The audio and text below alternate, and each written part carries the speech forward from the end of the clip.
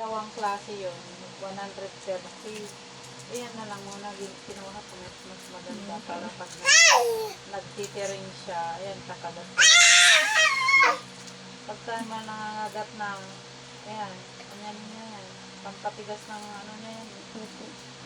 Ngipin. Meron nga din po yung para siyang remote. Yung pang patigas na ay pang... Ha? Yung para pong remote. Remote, yung isturang remote siya. Ha? Pero titing ano. Titiring din. Opo. Merong ganun din doon, iba-iba. Pero yan na lang muna pag lumaki-laki, iba, magkakaiba na naman yung ano niya, laruan niya. Yan muna.